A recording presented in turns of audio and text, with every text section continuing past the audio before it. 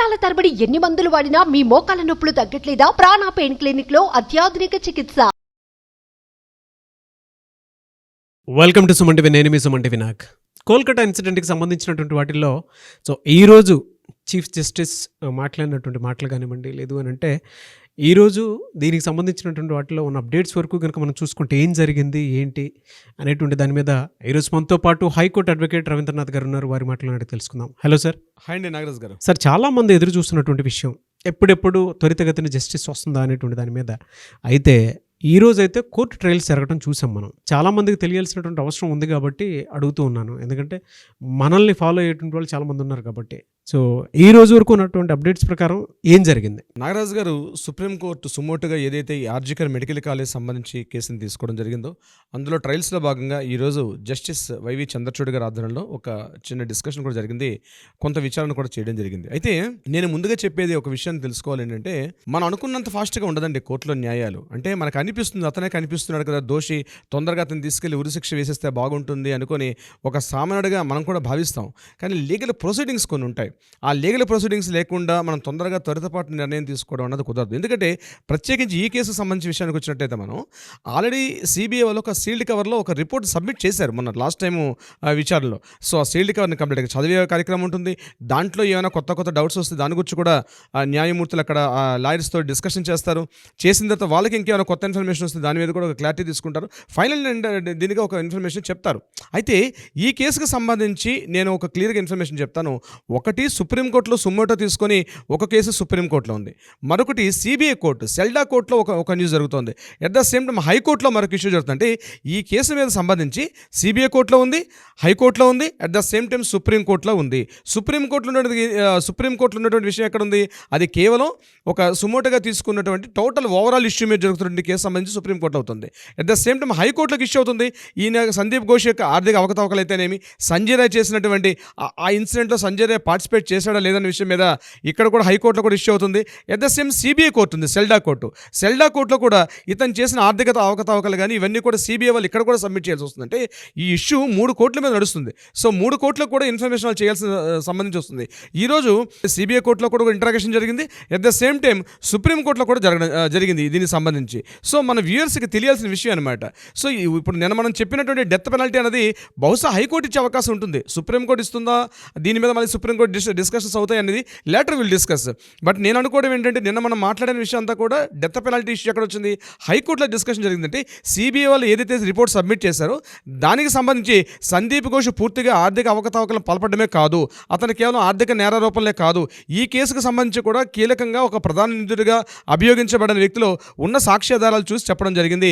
High court ఏదైతే చెప్పడం జరిగిందో ఈ కేసుకు సంబంధించి కొంత కన్ఫ్యూజ్గా ఉంది. సీల్డ్ కవర్ అంటే సిబిఐ వాళ్ళు సీల్డ్ కవర్ ఇక్కడ ఇచ్చారు, ఎట్ ద సేమ్ సుప్రీంకోర్టు కూడా హ్యాండ్ ఓవర్ చేశారు. సో రెండు దగ్గరలో కూడా సుప్రీంకోర్టు ప్రొసీడింగ్స్ అవుతున్నాయి. సుప్రీంకోర్టులో అవుతుంది, హైకోర్టులో అవుతుంది, సెల్డా కోర్టులో కూడా అవుతుంది. ఇది ఫస్ట్ మీ యొక్క డౌట్ నేను క్లారిఫై చేసే ప్రయత్నం చేస్తున్నాను. సో ఈ రోజు ఏం జరిగింది? సుప్రీంకోర్టులో దీనికి సంబంధించి సుమోటోగా తీసుకునే కేసు సంబంధించి కొన్ని డిస్కషన్స్ అయితే చేయడం జరిగింది. ముఖ్యంగా దీనికి సంబంధించి ఈరోజు మొత్తం ఏదైతే ఈ చర్చలు జరిగాయో దాని 4 పార్ట్స్గా డివైడ్ చేసే ప్రయత్నం చేస్తాను. మొట్టమొదటి పార్ట్ ఏంటంటే సిబిఐకి సుప్రీంకోర్టు ధర్మాసనానికి జరిగిన ఒక డిస్కషను. రెండవ డిస్కషను హైకోర్టు మన రాష్ట్ర ప్రభుత్వానికి at the same time chief justice వారికి రాష్ట్ర ప్రభుత్వానికి జరిగిన డిస్కషన్ ఒక పార్ట్గా చెప్పొచ్చు. మూడవది నిరసనకారులకి వాళ్ళకి సంబంధించిన డిస్కషను, సుప్రీంకోర్టు ఏం మాట్లాడింది. సో మూడు పాయింట్స్ అయినాయి. 4వ point NTF national task force సంబంధించి ఏ రకమైన చర్యలు తీసుకుంటుంటే సుప్రీంకోర్టు యొక్క గైడ్లైన్స్ ప్రకారం ఎన్టీఎఫ్ అనేది ఒకటి ఫామ్ అయింది. సో దీనికి సంబంధించి 4వ డిస్కషన్ జరిగింది. మొత్తం జరిగిన డిస్కషన్స్ మనం 4 యాంగిల్స్ చూడాల్సి వస్తుంది. మొట్టమొదటి డిస్కషన్ నేను సిబిఐకి సంబంధించిన discussion, at the same time సుప్రీంకోర్టు ధర్మాసనానికి అంటే వైవి చంద్రచూడ్ గారు మాట్లాడిన డిస్కషన్కి ఏం జరిగిందో నేను మీకు కొంత వివరించే ప్రయత్నం చేస్తాను. సిబిఐకి చంద్రచూడ్ గారికి అంటే సిబిఐ అడ్వకేట్ గారికి చంద్రచూడ్ గారికి వైవి చంద్రచూడ్ గారు ధర్మాసనంలో చంద్రచూడ్ గారికి at the same time CBI అడ్వకేట్కి మధ్య జరిగిన డిస్కషన్ ఏం చెప్పడం జరిగిందంటే, సిబిఐ వాళ్ళు అందజేసినటువంటి సీల్డ్ కవర్లో ఇన్ఫర్మేషన్ ఏదైతే ఉందో కొంతవరకు పురోగతి సాధించారు అని చెప్పకనే చెప్తున్నారు. మన చంద్రచూడ్ గారు ఒక మాట చెప్పారు. అయితే ఒక కీలకమైన ఒక క్వశ్చన్ రైజ్ చేశారు. ఆ డిస్కషన్ ఏంటంటే, ఫస్ట్ ఏం చేశారంటే, ఇక్కడ ఈ యొక్క రిపోర్ట్లో ఏదైతే ఉందో మీరు అందజేసిన సీల్డ్ కవర్ రిపోర్టు ప్రకారం అమ్మాయి చనిపోయిన సందర్భంలో ఎవరైతే అభయ చనిపోయిందో ఆ సమయంలో ఆమె కంటికి గుచ్చుకున్నటువంటి కళ్ళద్దాలు అంటే గ్లాసెస్ వల్ల ఆమెకి చాలా ప్రమాదం జరిగింది అని మీరు నోట్ రాశారు. Is it right are wrong అని అడిగారు. అవునండి, కన్ఫర్మేషనే, ఆమె వేసుకున్న స్పెట్స్ వల్ల ఆమెకి గాయాలు ఎక్కువగా జరిగాయని చెప్పారు. అయితే వెంటనే చంద్రచూడ్ గారు ప్రశ్న వేశారు, ఎవరైనా పడుకునేటప్పుడు స్పెట్స్ వేసి పడుకుంటారా అని క్వశ్చన్ రేజ్ చేశారు ఆయన. పడుకునేటప్పుడు స్పెట్స్ తీసి పక్కన పడుకుంటారు కదా, స్పెట్స్ వేసి పడుకోరు కదా, మరి మీరు ఈ యొక్క పాయింట్ని మీరు ఏ రకంగా చెప్తారో అని అడిగి లాయర్ గారిని అడగడం జరిగింది. అడిగినప్పుడు ఈయన ఏమన్నారంటే, బహుశా అమ్మాయి పడుకునేటప్పుడే తెలియకుండానే స్పెట్స్ పెట్టి నిద్రపోయి ఉండొచ్చు, అటువంటి సందర్భంలో ఈ యొక్క సంఘటన జరిగింది కాబట్టి ఆ యొక్క గ్లాస్ బ్రేక్స్ ఉన్నాయని చెప్పారు. అయితే దీనికి సిబిఐ వారు చెప్పిన సమాధానం మీద చంద్రచూడ్ గారు అసలు వీడియో చూస్తే ఎందుకు అంత సంతృప్తి చెందినట్టుగా అనిపించలేదు. అంటే నేను ఈ విషయం ఎందుకు చెప్తున్నాను నాగరాజ్ గారు అంటే, ఎంత మైల్యూట్ పాయింట్స్ చూడండి. మనం జనరల్గా మాట్లాడుకుంటూ వెళ్తాం కానీ వెరీ మైల్యూట్ పాయింట్. అంటే నిద్రపోయేటప్పుడు స్పెట్స్ వేసి పడుకుంటామా, అది జనరల్గా ఎవరు చేయరు కదా. దీన్ని మీరు ఎట్లా చెప్పగలుగుతున్నారు? ఈ రిపోర్ట్ సీల్డ్ కవర్లో ఇచ్చారు అంటే ఒక ఇండికేషన్ మనకి ఏమొస్తుందంటే, వెరీ క్లీన్ అబ్జర్వ్ చేస్తున్నారు చంద్రచూడ్ గారు. ఈ యొక్క రిపోర్ట్ సీల్డ్ కవర్ ఏదైతే ఉందో ఇట్స్ థరోగా పించు టు పించు. నేను మీకు లాస్ట్ చాలా వీడియోస్లో చెప్పాను, సిబిఐ వాళ్ళు ఏదో ఇచ్చేసారు కాబట్టి రిపోర్ట్ ఇవ్వడం జరగదండి. ఈచ్ అండ్ ఎవ్రీ పాయింట్ కూడా స్టడీ చేస్తారు అని చెప్పడానికి ఇప్పుడు నేను చెప్పినటువంటి డిస్కషనే ఉదాహరణగా మనం చెప్పుకోవచ్చు. దీని మీద చంద్రచూడ్ గారు కొంత అసంతృప్తిగా అనిపించింది ఆ యొక్క డిస్కషను. దాని ఆయన త్వరగా స్టడీ చేసి చెప్తామని చెప్పారు. చెప్తూ ఒక మాట అన్నారు, ఈ సీల్డ్ కవర్ల ఇన్ఫర్మేషన్ ఏదైతే ఉందో ఇప్పుడున్నటువంటి సాక్ష్యాలన్నీ కూడా ఉన్నాయి కాబట్టి ఇటువంటి సందర్భంలో నేను రివీల్ చేసే పరిస్థితులు లేను, ఎందుకంటే ఇంకా కేసు ఇంట్రాగేషన్ పరిధిలో ఉంది కాబట్టి దీనికి సంబంధించి తర్వాత మనం నిర్ణయం తీసుకుందాం. ఇదైతే ఈ యొక్క ఏదైతే ఇన్ఫర్మేషన్ ఉందో సీల్డ్ కవర్ ఇన్ఫర్మేషన్ మాత్రం ఎట్టి పరిస్థితుల్లో కూడా రిలీజ్ చేసే అవకాశం లేదు అని మాత్రం చెప్పడం జరిగింది సిబిఐకి సంబంధించింది. ఇక రెండవ పాయింట్, స్టేట్ గవర్నమెంట్ తీసుకున్నటువంటి చర్యలు ఏవైతే ఉన్నాయి, సీసీటీవీ ఫుటేజ్, సీసీటీవీ ఇన్స్టాలేషన్ కావచ్చు, వాష్రూమ్స్లో కొత్తగా వాష్రూమ్స్ కావచ్చు, మహిళలకు కావాల్సినటువంటి వెయిటింగ్ రూమ్స్ కావచ్చు, ఇట్లాంటివన్నీ మీరు ఇప్పటిదాకా ఈ గడిచిన కొద్ది రోజుల్లో మీ యొక్క పురోగతి అంటే మీరు టోటల్గా రాష్ట్ర వ్యాప్తంగా ఉన్నటువంటి కాలేజీల్లో మీరు ఎన్ని కాలేజీల్లో ఇన్స్టాలేషన్ చేశారు, ఎంత పురోగతిని సాధించారు అని క్వశ్చన్ వేయడం జరిగింది రాష్ట్ర ప్రభుత్వానికి. దీనికి సందర్భంగా రాష్ట్ర ప్రభుత్వ న్యాయవాది గారు ఏం చెప్పారంటే 26% పనులు కంప్లీట్ అయినాయండి, ఇంకా జరగాల్సిన చాలా ఉన్నాయన్నారు. దీని మీద కొంత అసహనాన్ని వ్యక్తం చేశారు. ఎందుకంటే జరగాల్సిన పనులు చాలా ఉన్నప్పుడు ఆల్మోస్ట్ మీకు 50 days అవుతుంది, ఇప్పటిదాకా మీరు ఎందుకు చర్యలు పురోగతి సాధించలేకపోయారు, దీని మీద ఇప్పటికే కంప్లీట్ చేయాలి కదా. మీరు ఆల్రెడీ నిరసనకారులు ఒక పక్క వ్యక్తం చేస్తున్నారు, వాళ్ళు కూడా యాజిటేషన్స్ ఉన్నాయి, అలిగేషన్ వాళ్ళు కూడా కొంత యాజిటేషన్ నిరసన తెలుపుతున్నారు.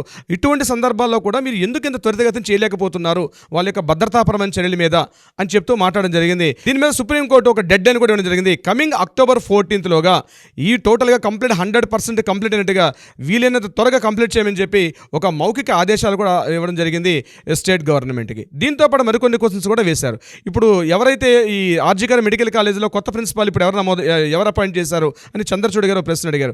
దానికి చెప్పారు వీళ్ళు మానస బందోపాధ్యాయ, ఇతని యొక్క పరిస్థితి ఏమిటని అడిగారు. అయితే దీని మీద అతని యొక్క హిస్టరీ కానీ అతని యొక్క ప్రీవియస్ హిస్టరీ చాలా క్లీన్ చిట్ ఉంటాడు, హీఈస్ అ రైట్ పర్సన్. ముఖ్యంగా ఇటువంటి కేసు సంబంధించిన సమయంలో ఆర్జికర్ మెడికల్ కాలేజీలో మానస బందోపాధ్యాయ ఉండడం చాలా కరెక్ట్ అని చెప్తూ అట్ ద సేమ్ టైం అంటే డిప్యూటీ సూపరింటెండెంట్ ఎవరు ఉన్నారని అడిగారు ఇమీడియట్గా. దానికి సప్తర్షి చటర్జీ అనే పర్సన్ ఉన్నారండి, he is also very clean chit అని చెప్పడం జరిగింది రాష్ట్ర ప్రభుత్వం తరపున. మరొక విశేషం కూడా జరిగింది, తలా పోలీస్ స్టేషన్లో ఉన్నటువంటి అభిజిత్ మండల్ని ఆల్రెడీ అతన్ని చేశారు కాబట్టి ఇప్పుడు కొత్తగా ఎవరిని నియమించారు, అతను చేస్తున్నటువంటి వర్క్స్ ఏంటని చెప్పి అడగడం జరిగింది. దీనికి వాళ్ళు చెప్తూ కొత్తగా ఒక పర్సన్ని ముఖ్యంగా మలయ్ కుమార్ దత్తని ఇమీడియట్గా అభిజిత్ మండల్ గారి ప్లేస్లో అపాయింట్ చేశామని చెప్పి నిన్న సిపి గారు కూడా ఈరోజు ఈ డిస్కషన్స్ ఉన్నాయనే ఉద్దేశంతో నిన్న కమిషనర్ ఆఫ్ పోలీస్గా అపాయింట్ అయినటువంటి ఈ వర్మ గారు కూడా ఇమీడియట్గా నిన్న కంప్లీట్గా ఆర్జికర్ హాస్పిటల్ని నిన్న పూర్తిగా స్టడీ చేశారు. ఆయన కూడా ఇప్పుడు రెడీగా ఉన్నారు, మీరు ఏమైనా క్వశ్చన్స్ అడిగితే ఆయన కూడా సిద్ధంగా ఉన్నారని చెప్పడం కూడా జరిగింది. అయితే దీని మీద సుప్రీంకోర్టు చంద్రచూడ్ గారు ఆయనతో ఈ విషయాలు కూడా మాట్లాడే పరిస్థితులు లేరాయన. సో నెక్స్ట్ పాయింట్ ఏం జరిగిందంటే, ఎన్టీఎఫ్ సంబంధించి ఏదైతే నేషనల్ టాస్క్ ఫోర్స్ ఏదైతే ఏర్పాటు చేశారో దీనికి సంబంధించి ఆయన రైజ్ చేశారు. ఇప్పటివరకు ఎంత పురోగతి సాధించారు, మీ యొక్క అప్డేట్స్ ఏంటని చెప్పి నేషనల్ టాస్క్ ఫోర్స్ సంబంధించిన ఒక అడ్వకేట్ గురించి మాట్లాడడం జరిగింది. ఆయన ఏం చేశారంటే దీని గురించి మేము ఆల్రెడీ డిస్కషన్స్ ఇప్పటికీ ఒక 3 మీటింగ్స్ పెట్టాం. ముఖ్యంగా వైద్య కళాశాలలో కానీ ముఖ్యంగా నాట్ ఓన్లీ వెస్ట్ బెంగాల్ సంబంధించిన ఒకటే కాదు, ఎంటైర్ దేశవ్యాప్తంగా సంబంధించిన వర్క్ చేస్తుంది ఎన్టీఎఫ్. దాంట్లో కూడా మనం లాస్ట్ టైం మాట్లాడాం, 10 మంది ఆ యొక్క బృందంలో కూడా మన రాష్ట్రానికి సంబంధించిన గ్యాస్ట్రోఎంట్రాలజిస్ట్ జి నాగేశ్వర రెడ్డి గారు కూడా అందులో ఒక కీలక సభ్యుడిగా ఉన్నారని చెప్పి, at the same time AIIMS హాస్పిటల్లో పనిచేస్తున్న డైరెక్టర్ గారండి ఎం శ్రీనివాస్ గారు అంటే ఇద్దరు తెలుగు వ్యక్తులు కూడా ఉన్నారని మనం ఒక వీడియోలో కూడా చెప్పడం జరిగింది. అయితే ఎన్టీఎఫ్ నేషనల్ టాస్క్ ఫోర్స్ వీళ్ళు చేస్తున్నటువంటి డ్యూటీ ఎంతవరకు వచ్చింది అని చెప్పి అడగడం జరిగింది. అయితే వాళ్ళు ఏం చెప్పారంటే, మేము ఇప్పటికి 2 మీటింగ్స్ పెట్టాం కానీ 3rd మీటింగ్ కూడా రెడీ అవుతున్నాం అంటే, లేదు with in the next October 14th వరకల్లా మీరు ఒక స్టడీ రిపోర్ట్ తోటి ఏం చేశారు, మీ ప్రోగ్రెస్ రిపోర్ట్ ఏంది, next coming October 14th hand over చేయమని చెప్పి వాళ్ళకు కూడా గైడ్ లైన్స్ ఇవ్వడం జరిగింది సుప్రీంకోర్టు వారు. వీటితో పాటు మరొక కీలక విషయం కూడా మాట్లాడడం జరిగింది. ముఖ్యంగా మృతురాలి యొక్క బంధువులకు సంబంధించి మృతురాలి యొక్క పేరెంట్స్ ఒక రిక్వెస్ట్ పెట్టుకున్నారు. మా అమ్మాయికి సంబంధించిన విషయాలన్నీ కూడా వికీపీడియాలో ఉండకూడదు, కానీ ఎక్కడ కూడా గూగుల్లో సెర్చ్ ఇంజిన్లో ఎక్కడ కూడా లభించకుండా ఉండే ఏర్పాటు చేయమని చెప్పి లాస్ట్ విచారణలు అడిగారు. కానీ ఈ రోజు కూడా ఇప్పటికీ వికీపీడియాలో ఇంకా కొన్ని చోట్ల కనిపిస్తుందని, అదేవిధంగా కొన్ని సామాజిక మాధ్యమాలు సోషల్ మీడియాలో కూడా వీటి గురించి ఇన్ఫర్మేషన్ ఉందని విషయం మీద సుప్రీంకోర్టు చాలా తీవ్ర స్థాయిలో ధ్వజమెత్తింది. ఇప్పటికేమైనా లాస్ట్ టైం గైడ్లైన్స్ ఇచ్చినప్పుడు కూడా రాష్ట్ర ప్రభుత్వం చర్యలు ఎందుకు తీసుకోవడం లేదు? ఇమ్మీడియట్గా వికీపీడియాని కానీ గూగుల్లో కానీ సెర్చ్ ఇంజిన్స్లో కానీ సోషల్ మీడియాలో ఎవరైనా సరే మృతురాలి యొక్క ఫోటోలు కానీ వీడియోస్ కానీ లేకపోతే సెమినార్ హాల్కి సంబంధించిన ఫొటోస్ కానీ ఎక్కడైతే మర్డర్ జరిగిందో దీనికి సంబంధించిన ఇటువంటి ఉన్న తక్షణమే చర్యలు తీసుకోమని చెప్పి లాస్ట్ టైం ఉపసంహరించమని చెప్పారు. ఈసారి ఎవరైనా అట్లాంటి కనిపిస్తే వాళ్ళ మీద చర్యలు తీసుకోమని చెప్పి ఒక నోడల్ ఆఫీసర్ను కూడా అపాయింట్ చేయడం జరిగింది. దీనికి సంబంధించి రాష్ట్ర ప్రభుత్వానికి ఒక సూచన చేశారు మన సుప్రీంకోర్టు వారు. ఇక 4th పాయింట్ నాగరాజ్ గారు, నిరసనకారులు ఎవరైతే గడిచిన కొద్ది రోజులుగా కొంత నిరసన తెలుపుతున్నారు, రాష్ట్ర ప్రభుత్వం మాకు మేము అడిగినటువంటి 5 డిమాండ్లో 4 డిమాండ్లు మాట్లాడారు. కానీ ముఖ్యంగా మాకు సంబంధించినటువంటి భద్రతాపరమైన చర్యలు, మాకు రక్షణపరమైన చర్యల్లో ఇప్పటికీ కూడా రాష్ట్ర ప్రభుత్వం సరైన పురోగతి సాధించలేదు అన్న విషయం మీద మాట్లాడుతూ రీసెంట్గా ఒక సాగర్ దత్తా హాస్పిటల్ జరిగిన సంఘటన ఉదహరిస్తూ అక్కడ డాక్టర్స్ కొంతమంది గాయపడ్డారు. అక్కడ ఏదైనా ఒక అంటే ఆ సాగర్ దత్తా హాస్పిటల్ ఏం జరిగిందో మనం ఒక విషయాన్ని మాట్లాడాము. మనం ఆ హాస్పిటల్లో ఒక వ్యక్తి చనిపోయారు. వారికి సంబంధించినటువంటి బంధువులు కొంతమంది హాస్పిటల్ మీద అటాక్ చేసి అక్కడ డ్యూటీలో ఉన్నటువంటి డాక్టర్స్ మీద, నర్సింగ్ సిబ్బంది మీద చాలా గట్టిగా కొట్టేటట్టుగా గాయాలు పాలైనట్టుగా కూడా తెలిసింది. సిఎస్ఎఫ్ బృందాలు వచ్చి విడిపించేదాకా తీవ్ర స్థాయికి వెళ్ళిందనమాట. అంటే ఒకవైపు నిరసనకారులు చెప్తున్నారు, మేము డ్యూటీస్ చెయ్యాలి అంటే, మా విధులు మేము సక్రమంగా నిర్వర్తించాలంటే మాకు ఒక సెక్యూరిటీ వ్యవస్థ మీరు ఏర్పరచాలి, ఒక కమిటీని ఏర్పరచాలి. ఏదో ఏర్పాటు చేసామని చెప్పి పేపర్గా రాసి సరిపోవట్లేదు, మీరు ఆ రకమైన భద్రతాపరమైన చర్యలు తీసుకోవాలని చెప్పినప్పుడు కూడా ఇప్పటివరకు కూడా అటువంటి చర్యలు తీసుకునే ప్రయత్నం లేరు. దీన్ని సుప్రీంకోర్టు వాళ్ళకి నివేదించారనమాట. దీనికి సంబంధించి ఒక గైడ్లైన్స్ ఇవ్వమని చెప్పి, సో ఇమీడియట్గా దీన్ని అర్థం చేసుకోవడానికి సుప్రీంకోర్టు వారు కూడా ఇమీడియట్గా స్టేట్ గవర్నమెంట్ చెప్పారు మమతా బెనర్జీ వారి ప్రభుత్వానికి. ఇమ్మీడియట్గా గడిచిన వాళ్ళు 42 రోజుల పాటు వాళ్ళు ఏకదాటిగా నిరసన చేశారు, శాంతియుతంగా చేశారు. కాబట్టి ఇమ్మీడియట్గా నెక్స్ట్ October 14th వీళ్ళు అడిగారు, మాకు టైం కావాలి. October 30th టైం అడిగితే October 30th టైం ఇచ్చేది లేదు. బిఫోర్ 14th October 14th లోగా దీనికి సంబంధించినటువంటి ఒక కమిటీని వేయడం కానీ, లేకపోతే మీరు ఏం తీసుకుంటున్నారో నెక్స్ట్ హీరింగ్స్ వచ్చేసరికల్లా కంప్లీట్గా ఇవ్వమని చెప్పడం కూడా జరిగింది. సో ఇది కూడా ఒక విజయంగా చెప్పుకోవచ్చు. సో మొత్తం డిస్కషన్ మనం 4 పారామీటర్స్లో ఆలోచించినప్పుడు ఇవి ప్రధానంగా జరిగిన డిస్కషన్స్ అయితే ఇవి జరిగాయి. నెక్స్ట్ మళ్ళీ హీరింగ్స్ October 15th ఏర్పాటు చేస్తామని చెప్పారు. ఇది సుప్రీంకోర్టులో జరిగినటువంటి ట్రయల్స్ వరకు మాత్రమే. అయితే ఈరోజు ఇదే సమయంలో మరొకటి కూడా జరిగింది. హైకోర్టులో కూడా ఇక్కడ డిస్కషన్స్ కూడా జరిగినాయి. ముఖ్యంగా దీని మీద సందీప్ ఘోష్ చేసినటువంటి ఆర్థిక అవకతవకలకు సంబంధించి అభిజిత్ మండల్ సంబంధించింది కూడా జరిగింది. అయితే ఒక విషయం చెప్పింది హైకోర్టు. ఏం చెప్పారంటే, ఈ యొక్క విచారణ పరిధిలో ఉన్నటువంటి సందర్భంలో ఎవరెవరైతే విచారణ ఎదుర్కొంటున్నారో వీళ్ళందరినీ కూడా ఇమ్మీడియట్గా సస్పెండ్ చేయండి అని రాష్ట్ర ప్రభుత్వానికి ఉత్తర్వులు ఇవ్వడం జరిగింది. రాష్ట్ర హైకోర్టు అయినటువంటి కలకత్తా హైకోర్టు ఒక దిశానిర్దేశం చేశారు. అంటే ఎవరైతే ఈ కేసుకు సంబంధించి ఈ ముఖ్యంగా ఆర్థిక అవకతవకలు కావచ్చు, లేకపోతే రేప్ అండ్ మర్డర్ కేసు సంబంధించి ఎవరైతే అభియోగాలు ఎదుర్కొంటున్నారో వాళ్ళందరినీ ప్రెసిడెంట్ డ్యూటీస్ చేసుకోకుండా సస్పెండ్ చేయండి, అప్పుడే మనకి సాక్ష్యాధారాలు దొరికే అవకాశం ఉంటుందని చెప్పి హైకోర్టు కూడా ఉత్తర్వులు జారీ చేయడం జరిగింది. దీనికి సంబంధించి నాగరాజ్ గారు వెరీ డీటెయిలింగ్ నాలెడ్జ్ అండి, నో డౌట్. అయితే దీనికి సంబంధించినటువంటి వాటిల్లో చాలామంది త్వరితగతిన జస్టిస్ జరిగితే బాగుంటుంది అనుకున్నటువంటి వాళ్ళు మాత్రం ఎక్కువ మంది ఉన్నారు. మన దగ్గర నుంచి కూడా ఎక్స్పెక్ట్ చేసేటువంటి వాళ్ళు ఎప్పుడు వచ్చే అవకాశం ఉంది అని చెప్పేసి అప్డేట్స్ కోసం చెప్పి, సో వారందరికీ కూడా ఇటువంటి జరగడం అనేది, అంటే ఇప్పుడు ట్రయల్స్ జరగడం అనేది, అది కూడా సుప్రీంకోర్టులో దీన్ని సుమోటోగా తీసుకుని ముందుకు వెళ్ళడం అనేది కళ్ళకు కట్టినట్లుగా కొన్ని విషయాలు మనకు కంటి ముందు కనిపిస్తూ ఉన్నాయి. నో డౌట్ మళ్ళీ నిరసనకారులు, జూనియర్ డాక్టర్స్ ధ్వజమెత్తడం కూడా జరుగుతుంది, మనం చూస్తూ ఉన్నాము. రేపటి నుంచి ఏ విధంగా ఉంటుంది అనేటువంటి దాని మీద కూడా రకరకాల మధ్యాహ్నం ఈరోజు 2 o'clockకి రాష్ట్ర మంత్రివర్గం ముఖ్యమంత్రి మమతా బెనర్జీ గారి సారథ్యంలో ఒక అత్యవసర సమావేశాన్ని కూడా ఏర్పాటు చేయడం జరిగింది. ఓ పక్క సుప్రీంకోర్టు ట్రయల్స్ అవుతుండగానే వాళ్ళకి అందిన గైడ్లైన్స్ ప్రకారం హుటాహుటిన అత్యవసర సమావేశం క్యాబినెట్ మీటింగ్ కూడా ఏర్పాటు చేసి మాట్లాడడం జరిగింది.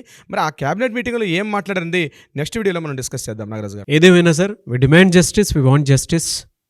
Thank you so much Ravindranath గారు. Thank you so much Nagaraj గారు.